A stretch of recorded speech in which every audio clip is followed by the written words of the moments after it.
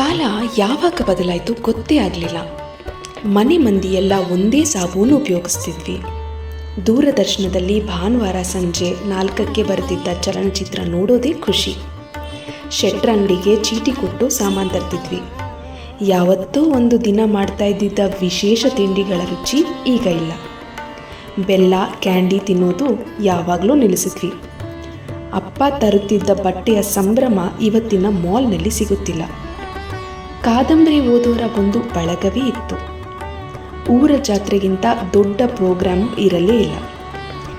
ದೊಡ್ಡೋರ ಅಂಗಿ ಸಣ್ಣವರಿಗೆ ಬಳುವಳಿಯಾಗಿ ಬರ್ತಿತ್ತು.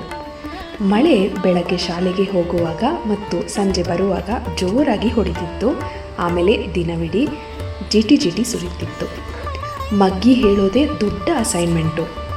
ಗುಬ್ಬಿ ಮನೆ ಅಂಗಳದಲ್ಲೇ ಸಂಜೆ ಆದರೆ ಬೇರೆ ಬೇರೆ ಸದ್ದಿನ ಹಕ್ಕಿಗಳು. ಅಂಗಡಿ ಶೆಟ್ರಿಗೆ, ಊರ ಡಾಕ್ಟ್ರಿಗೆ, ಶಾಲಾ ಮಾಸ್ತರಿಗೆ ಮನೆಯವರೆಲ್ಲರ ಪರಿಚಯವಿತ್ತು ಮತ್ತು ವಿಷಯವೂ ತಿಳಿದಿತ್ತು.